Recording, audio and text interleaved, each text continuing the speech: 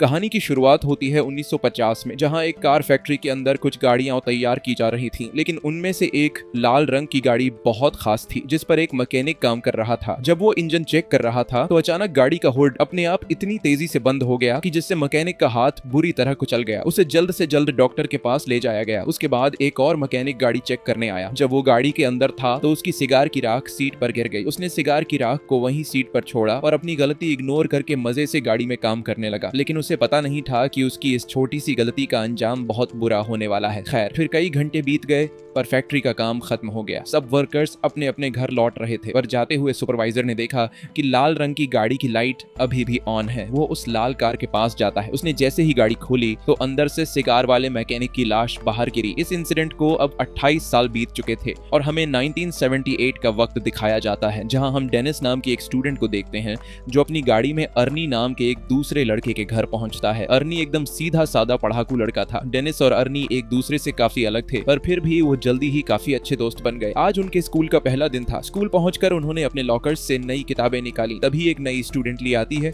और अपनी खूबसूरती से सब स्टूडेंट्स को अपनी ओर आकर्षित कर लेती है। डेनिस ली को देखते ही उस पर फिदा हो जाता है। बाद में जब डेनिस और अर्नी घर लौट रहे थे तो अर्नी को अचानक एक घर के बाहर एक लाल रंग की गाड़ी दिखाई दी। अर्नी ने जब गाड़ी को देखा तो उसने डेनिस को तुरंत रुकने को कहा। उन्होंने जब पास जाकर देखा तो वो एक पुरानी जंग लगी हुई खटारा कार थी, लेकिन अर्नी को ये कार बहुत पसंद आई। वो वही फैक्ट्री वाली कार थी जिसे हमने कहानी की शुरुआत में देखा था और अब उसकी हालत बिल्कुल खटारा हो चुकी थी, लेकिन अर्नी को इससे कोई फर्क नहीं पड़ा और वो उसी पल गाड़ी का दीवाना हो गया। तभी गाड़ी का मालिक जॉर्ज वहां आया और उसने कहा कि इस गाड़ी का नाम क्रिस्टीन है और ये उसके भाई की कार है जिसकी कुछ हफ्तों पहले ही मौत हो गई। दरअसल जॉर्ज जल्द से जल्द इस गाड़ी से छुटकारा पाना चाहता था, इसलिए वो इसे सिर्फ $250 में बेचने को तैयार हो गया। डेनिस ने अर्नी से कहा कि इतनी खटारा गाड़ी पर पैसे क्यों लगा रहा है, कोई दूसरी अच्छी सी गाड़ी खरीद लो, इसे दोबारा रिपेयर करने में तुम्हारे बहुत पैसे बर्बाद हो जाएंगे। मगर अर्नी ने बिना सोचे समझे उसी वक्त गाड़ी खरीद ली। फिर शाम को जब वो घर लौटा तो उसके माँ बाप ने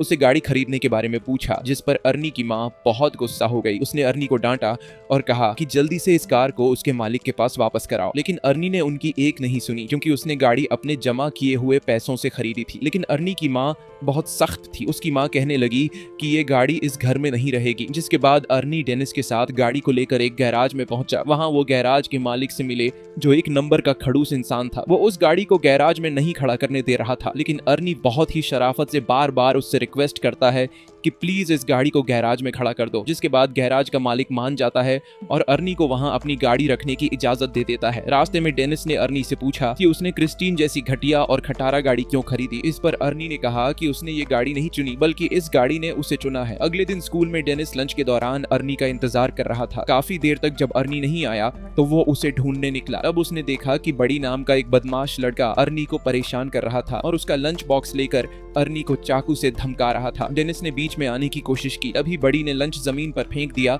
और अर्नी को उस पर गिरा दिया। इससे बेचारे अर्नी का चश्मा गिर गया तो बड़ी ने उसे अपने पैरों तले कुचलकर तोड़ डाला। उसके बाद बड़ी अर्नी की हालत पर हंसने लगा, पर तभी डेनिस ने मौका देखकर बड़ी पर हमला कर दिया। उसी समय बड़ी की गैंग ने डेनिस को घेर लिया। तभी जल्दी ही एक टीचर ने वहां आकर लड़ाई रुकवाई। अर्नी ने टीचर को बताया कि बड़ी ने उसे चाकू से धमकाया है, लेकिन बड़ी ये मानने को तैयार नहीं था। तब टीचर ने उसे अपनी जेब खाली करने को कहा तो बड़ी जेब खाली करते वक्त उसकी जेब से वही चाकू निकला। आखिरकार टीचर ने बड़ी और उसके गैंग को ऑफिस में भेज दिया, जिसके बाद बड़ी को स्कूल से निकाल दिया गया। इसी तरह कई हफ्ते बीत गए और आर्नी दिन रात मेहनत करके गाड़ी ठीक करने में जुटा हुआ था। उसी वक्त गैराज का मालिक आता है और वो आर्नी की रिपेयरिंग के काम को देखते हुए उसे अपने साथ काम पर रख लेता है। वो आर्नी से कहता है कि काम के बदले में तुम अपनी गाड़ी के लिए कुछ पुर्जे इकट्ठा कर सकते हो। आर्नी ने इसके लिए हाँ कर दी और फिर दिल लगाकर गाड़ी ठीक करने में जुट गया। मगर उसे इस बात का एहसास ही नहीं हुआ कि गाड़ी को ठीक करते करते उसे क्रिस्टीन से हद से ज्यादा लगाव हो गया है। अगले दिन स्कूल में कुछ दोस्त नई लड़की ली के बारे में बात करते हैं और डेनिस को चैलेंज करते हैं कि वो लाइब्रेरी में जाकर ली से बात करके दिखाए। वो अपने दोस्तों के चैलेंज को एक्सेप्ट करते हुए ली के पास पहुंच जाता है, लेकिन बातचीत करने से पहले ही ली डेनिस से कहती है कि उसके पास पहले से ही एक बॉयफ्रेंड है। डेनिस को ये बात बहुत बुरी लगती है और दोस्तों के सामने शर्मिंदा होकर टेबल छोड़ देता है। फिर शाम को डेनिस आर्नी से मिलने गया क्योंकि वो काफी दिन से मिले नहीं थे, लेकिन उसने देखा कि आर्नी पहले से बहुत ज्यादा बदल चुका था। वो बिना चश्मे चश्मे के स्टाइलिश कपड़े पहनकर एकदम हीरो टाइप लग रहा था। वो ज्यादा देर डेनिस से बात करने के लिए भी नहीं रुका और गैराज में काम करने चला गया। उसकी माँ ने उसे रोकने की कोशिश की, लेकिन आर्नी उन्हें इग्नोर करके चला गया। आर्नी की माँ ने डेनिस से कहा कि वो आर्नी और उसकी नई गाड़ी की वजह से बहुत परेशान है, क्योंकि उन्हें पता चला था कि गाड़ी के पिछले मालिक की गाड़ी के अंदर ही दम घुटने से मौत हो गई थी। ये सुनकर डेनिस जॉर्ज से मिलने पहुंचा तो जॉर्ज ने उसे अपने भाई की कहानी सुनाई। उसने बताया कि जब उसके भाई ने क्रिस्टीन को खरीदा था तो वो पूरी तरह उसका दीवाना हो गया था। उसी गाड़ी में उसकी पत्नी और बेटी ने भी अपनी जान गंवाई थी और फिर उसके भाई की मौत के बाद ये गाड़ी न जाने कैसे खुद ब खुद जॉर्ज के घर के बाहर आकर खड़ी हो गई। ये सुनकर तो डेनिस और भी घबरा गया, जिसके बाद वो फैसला करता है कि गाड़ी पर जांच पड़ताल के लिए वो गैराज में जाएगा। जिसके बाद डेनिस चुपके से गैराज में पहुंच जाता है। उसने गाड़ी खोलने की कोशिश की, पर जैसे ही उसने हैंडल खींचा तो रेडियो अपने आप ही चालू हो गया और डेनिस तुरंत वहां से भाग जाता है ताकि उसे कोई देख न ले। अगली सुबह डेनिस स्कूल स्टेडियम में फुटबॉल खेलने जाता है। डेनिस खास गोल मारने के बारे में सोच रहा था कि तभी अचानक उसने आर्नी को वहां आते देखा और उसकी गाड़ी क्रिस्टीन तैयार होकर चमक रही थी, जिसे देखकर बड़ी और उसके दोस्तों को जलन महसूस हुई। ली भी गाड़ी से बाहर आई और उसने सबके सामने आर्नी को चूम लिया। ये देखकर डेनिस को बिल्कुल भी अच्छा नहीं लगा, क्योंकि वो ली से बहुत ज्यादा प्यार करता था। डेनिस को गुस्सा आ जाता है और गेम से उसका फोकस हट जाता है।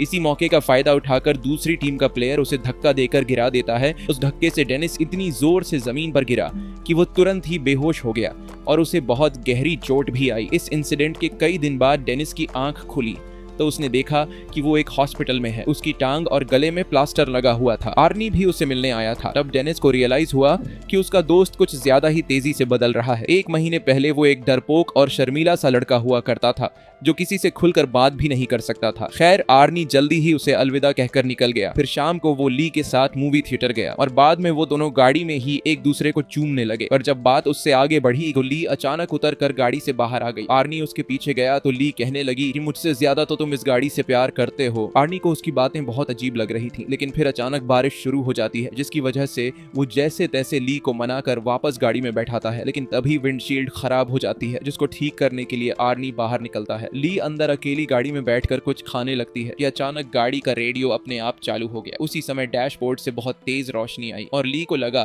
कि उसका गला घुट रहा है, उसे सांस नहीं आ रही थी। तो आर्नी तुरंत उसकी मदद के लिए दौड़ा, मगर गाड़ी अंदर से लॉक हो चुकी थी। उधर ली दम घुटने से मरने ही वाली थी कि बिल्कुल सही वक्त पर वो अंदर से दरवाजा खोलने में कामयाब रही और तभी साथ खड़े एक आदमी ने जैसे तैसे उसे खींचकर बाहर निकाला। ये देखकर आर्नी को उस आदमी पर गुस्सा आया। आर्नी को लगा कि वो आदमी ली के साथ फ्लर्ट कर रहा है, पर वो आदमी तो सिर्फ ली के गले में फंसा हुआ खाना निकाल रहा था। ये सब होने के बाद आर्नी ली को घर वापस छोड़ आया। ली गाड़ी से निकलते ही घर में घुस गई और उसने कहा कि वो आर्नी से कोई बात नहीं करना चाहती। आर्नी ने उससे माफी मांगने की कोशिश की, पर ली के दिमाग में ये बात कंफर्म हो चुकी थी कि इस गाड़ी ने मुझे मारने की कोशिश की है। और तो और उसे लगता था कि क्रिस्टीन उससे जलती है, क्योंकि जब भी वो गाड़ी में एक साथ होते हैं तो कुछ न कुछ गड़बड़ हो जाती है। ये सब सुनकर आर्नी को लगा कि ये ली का सिर्फ वहम है, इसलिए उसने कहा कि वो कल बात करेंगे। फिर आर्नी वापस गाड़ी में बैठा, मगर गाड़ी चालू ही नहीं हो रही थी, जैसे क्रिस्टीन नाराज हो गई हो। उसके बाद उसने चाबी घुमाई तो गाड़ी डायरेक्ट ही चालू हो गई। अब वो सीधा गैराज पहुंचा और क्रिस्टीन को वहीं छोड़कर घर वापस चला गया। और तभी उसके पीछे से बड़ी और उसके दोस्त गैराज में घुस गए। उन सबके पास तरह तरह के हथियार थे और देखते ही देखते उन्होंने पूरी गाड़ी तबाह कर दी। फिर अगले दिन आर्नी ने ली को जैसे तैसे मना लिया और फिर वो दोनों गैराज में आए ताकि आर्नी गाड़ी से अपना वॉलेट निकाल सके। मगर जैसे ही आर्नी की नजर क्रिस्टीन पर गई तो उसने क्रिस्टीन को तहस नहस देखा। ये देखकर आर्नी को बहुत बुरा लगा। आर्नी को लगा कि ये सब कुछ ली ने किया है। ली हैरान होकर पूछी कि ये किसने किया, मगर आर्नी ने बिना बात किए उस पर चिल्ला पड़ा और उसने ली को दूर चले जाने को कहा। बाद में आर्नी ने अपने माँ बाप को इस बारे में बताया तो उन्होंने आर्नी को शांत करते हुए कहा कि वो उसे नई गाड़ी दिलवा देंगे। ये बात सुनकर आर्नी को और ज्यादा गुस्सा आ गया, क्योंकि वह जानता था कि ली की तरह उसके माँ बाप को भी क्रिस्टीन से नफरत है और उसने क्रिस्टीन की इस हालत का जिम्मेदार भी अपने माँ बाप को ही ठहराया, क्योंकि अगर वो उसे गाड़ी घर पर रखने की इजाजत दे देते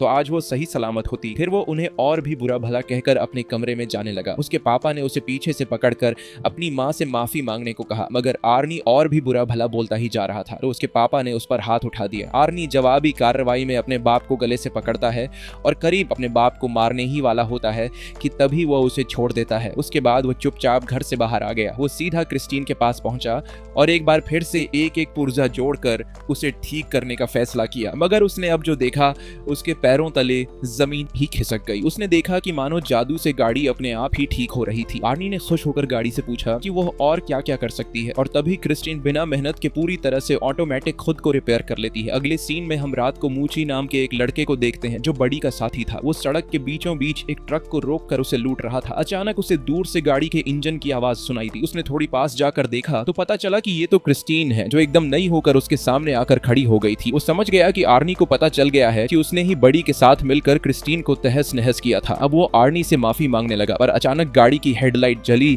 और वह तेजी से मूची की ओर बढ़ने लगी। मूची उसी पल अपनी जान बचाकर भागा और सड़क के साथ मौजूद गली में छुप गया। उसे लगा कि अब तो गाड़ी उसका पीछा छोड़ देगी, मगर जल्द ही क्रिस्टीन दोबारा से उसके पीछे पड़ गई। अब मूची भागकर एक पुराने वेयरहाउस में घुस गया, लेकिन क्रिस्टीन ने उसका पीछा नहीं छोड़ा। आखिरकार मूची एक जगह फंस गया जहां से भागने का कोई रास्ता नहीं था। क्रिस्टीन ने उसे घेर लिया। मूची ने अपना चाकू निकालकर आर्नी को धमकी दी और क्रिस्टीन जबरदस्ती अंदर घुस गई और मूची को बेरहमी से कुचल दिया। फिर अगली सुबह आर्नी डेनिस से मिलने गया और उसे मूची की मौत के बारे में बताया। ये सुनकर डेनिस को बहुत हैरानी हुई। उसे ये भी समझ नहीं आ रहा था कि अगर क्रिस्टीन पूरी तरह तबाह हो गई थी तो वो अपने आप ठीक कैसे हो गई। मगर आर्नी ने कोई जवाब नहीं दिया और चुपचाप चला गया। बाहर जाते वक्त आर्नी से डिटेक्टिव जंकिंस मिलने आया और भरोसा दिलाया कि वो क्रिस्टीन पर हमला करने वाले गुंडों को ढूंढ रहा है और साथ ही मूची के कत्ल का केस भी वो ही हैंडल कर रहा है। आर्नी ने कहा कि वो मूची की मौत के बारे में कुछ नहीं जानता, लेकिन वो इस खबर से बहुत खुश है। ये सुनकर डिटेक्टिव को आर्नी पर शक हो गया। उसने आर्नी को बताया कि उसकी गर्लफ्रेंड ने ये गवाही दी है कि गाड़ी बिल्कुल टूटने फूटने के बावजूद भी अपने आप ठीक हो गई। ये सुनने के बाद आर्नी ने कहा कि ये सब झूठ है और वहां से चला गया। बाद में उसने ली को फोन करके मिलने बुलाया तो ली ने आने से इनकार कर दिया, जिससे वो और ज्यादा गुस्से में आ गया। वहीं दूसरी तरफ बड़ी और उसके दोस्त स्टोर से शराब खरीदते हैं और गाड़ी में बैठकर रवाना हो जाते हैं। रास्ते में एक दूसरी गाड़ी उनका पीछा करने लगती है तो बड़ी ने गाड़ी रोक कर देखा कि आखिर गाड़ी में कौन है, मगर हेडलाइट्स की वजह से उसे कुछ दिखाई नहीं दिया। फिर उसने अपनी गाड़ी रिवर्स की तो दूसरी गाड़ी भी वैसे ही रिवर्स होने लगी और तब बड़ी को पता चल जाता है कि वो गाड़ी कोई और नहीं बल्कि क्रिस्टीन है। अब बड़ी ने गुस्से में आकर गाड़ी भगाई और सीधा एक गैस स्टेशन पर जाकर रुकी जहां उसका दोस्त रिची काम करता था। बड़ी गाड़ी से उतरकर एक लोहे की रॉड उठा लेता है और अपना पीछा करने वाले आदमी को सबक सिखाने के लिए तैयार हो गया। लेकिन तभी क्रिस्टीन बहुत तेज रफ्तार में आई और सीधा बड़ी की गाड़ी से जा टकराई, जिससे उसकी गाड़ी को बहुत नुकसान हुआ। बड़ी को लगा कि आर्नी गाड़ी के अंदर ही है तो उसने आर्नी को बाहर निकलने को कहा, मगर क्रिस्टीन एक बार फिर तेजी से बड़ी की गाड़ी से टकराई और सीधा उसे वर्कशॉप में घुसा दिया। डॉन गाड़ी में बैठा था तो क्रिस्टीन ने उसे भी बड़ी की गाड़ी के साथ ही कुचल दिया। उसी समय बड़ी की गाड़ी से पेट्रोल लीक होने लगा और अचानक उसमें आग लग गई। कुछ ही पलों में पूरे गैराज में बहुत बड़ा धमाका हो गया और रिची भी उसी आग में जलकर मर गया। ये देखते ही बड़ी अपनी जान बचाकर भागने लगा, लेकिन क्रिस्टीन इतनी आसानी से बड़ी को जाने कहां देने वाली थी। क्रिस्टीन भी उसका पीछा करने लगी। आखिरकार उसने बड़ी को भी कुचल दिया और वो वहीं जलकर राख हो गया। कुछ घंटे बाद गैराज के मालिक को किसी गाड़ी के आने की आवाज सुनाई दी। उसने देखा कि क्रिस्टीन धुएं से लिपटी हुई थी। उसे काफी हैरानी हुई क्योंकि आर्नी तो कोई दूसरी गाड़ी ठीक करने गया हुआ था। अब वो अपनी बंदूक लेकर देखने गया कि क्रिस्टीन के अंदर आखिर बैठा कौन है। उसने दरवाजा खोलने की कोशिश की और वो बहुत ज्यादा गर्म थी और इसीलिए उसने कपड़े की मदद से दरवाजा खोला। जब उसने अंदर देखा तो पता चला कि गाड़ी के अंदर तो कोई भी नहीं है। वो परेशान हो गया कि आखिर इस गाड़ी को चला कौन रहा था। उसे कुछ भी समझ नहीं आया और वो खुद गाड़ी में बैठ गया। लेकिन ये उसकी जिंदगी की सबसे बड़ी गलती थी और अब उसे इस गलती का नुकसान भुगतना होगा, क्योंकि क्रिस्टीन आज कोई गवाह जिंदा नहीं छोड़ने वाली थी। अचानक गाड़ी का दरवाजा खुद ब खुद अंदर से बंद हो गया और फिर क्रिस्टीन सीट को डैशबोर्ड की तरफ धकेलकर उस गैराज के मालिक को मार देती है। फिर अगली सुबह जब आर्नी गैराज पहुंचा तो उसने देखा कि वहां कई सारी पुलिस कार्स मौजूद थीं। वो वहां डिटेक्टिव जंकिंस से मिला तो पता चला कि क्रिस्टीन में गैराज के मालिक की लाश मिली है। इस पर आर्नी कहने लगा कि वो नहीं जानता ये सब कैसे हुआ, मगर उसका दिल जानता था कि इसके पीछे क्रिस्टीन का ही हाथ है, क्योंकि वो एक बार फिर से चमचमाती हुई अपनी जगह पर खड़ी थी। दूसरी तरफ डेनिस हॉस्पिटल से घर लौटा तो ली ने उसे फोन करके कहा कि वह उससे मिलना चाहती है। ली डेनिस के पास आती है और डेनिस से कहती है कि क्रिस्टीन ने आर्नी को अपने वश में कर लिया है और अब वो क्रिस्टीन की दीवानगी में पागल होकर अजीब तरह की हरकतें कर रहा है। डेनिस ने कहा कि उसे यकीन है कि आर्नी खुद से कोई गलत काम नहीं कर सकता, लेकिन अगर क्रिस्टीन ने उसके दिमाग पर कब्जा कर लिया है तो क्रिस्टीन को खत्म करना बहुत जरूरी है। उसके बाद ली अपने घर लौट गई और कुछ ही टाइम बाद आर्नी क्रिस्टीन में बैठकर डेनिस के यहाँ आ पहुंचा। उसने डेनिस को ड्राइव पर चलने को कहा तो डेनिस ड्राइव पर जाने के लिए तैयार हुआ। गाड़ी चलाते वक्त आर्नी एक बार फिर से बहुत अजीब बर्ताव कर रहा था। अचानक वो बहुत तेज रफ्तार में गाड़ी चलाने लगा और फिर उसने स्टीयरिंग व्हील भी छोड़ दिया। ये देखकर डेनिस काफी ज्यादा घबरा गया और उसने कहा कि क्रिस्टीन उसकी कंट्रोल में नहीं है, जल्दी से स्टीयरिंग व्हील पकड़ो नहीं तो हम दोनों मारे जाएंगे। पर आर्नी ने अजीबोगरीब तरीके से कहा कि उसके और क्रिस्टीन के बीच में कोई नहीं आ सकता। उसे क्रिस्टीन पर पूरा भरोसा है और अपना पॉइंट प्रूव करने के लिए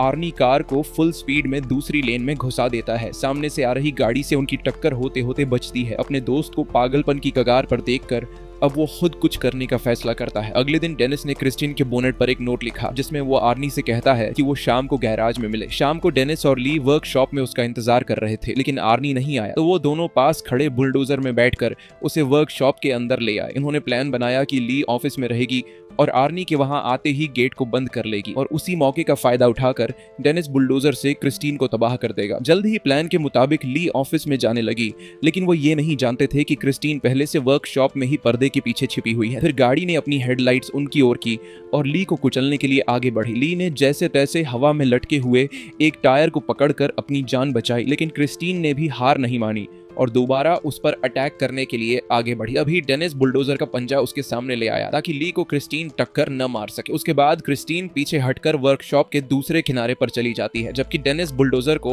उसके फ्रंट साइड पर ले जाता है। अब दोनों गाड़ियां एक दूसरे के आमने सामने आ गई और पता चला कि क्रिस्टीन अब अकेली नहीं चल रही बल्कि आर्नी उसकी मदद कर रहा है। अब वो पूरी तरह से गाड़ी के कंट्रोल में था। अचानक गाड़ी ने अपनी हेडलाइट्स उनकी ओर की और कुछ ही सेकंडों में खुद को पूरी तरह ठीक कर लिया। बदकिस्मती से एक्सकैवेटर ने भी काम करना बंद कर दिया था जिसके बाद डेनिस उसे दोबारा स्टार्ट करने की कोशिश में लग गया। इसी दौरान गाड़ी ऑफिस की तरफ ली को हमेशा के लिए खत्म करने के लिए दौड़ पड़ी। उस सब कुछ तोड़ती हुई ली की ओर बढ़ी लेकिन इस जबरदस्त टक्कर की वजह से आर्नी विंडशील्ड तोड़ता हुआ बाहर जा गिरा। ली उसे देखने के लिए आगे बढ़ी कि आर्नी को क्या हुआ पर आर्नी अचानक उछलकर उसे डरा देता है और उस पर हमला करके उसे पकड़ लेता है लेकिन बदकिस्मती से उसके शरीर में विंडशील्ड के शीशे का एक बड़ा टुकड़ा घुस गया था। आर्नी ने अपने मरते हुए लम्हों में अपनी प्यारी गाड़ी को छूने की कोशिश की लेकिन उसका शरीर जख्मों को बर्दाश्त नहीं कर पाया और क्रिस्टीन के सामने ही दम तोड़ देता है। ली फौरन उस जगह से भाग जाती है लेकिन क्रिस्टीन ने बदला लेने के लिए तुरंत रिवर्स गियर लगाकर उसे कुचलने की कोशिश की लेकिन लकीली उस वक्त पर ली तो बच निकली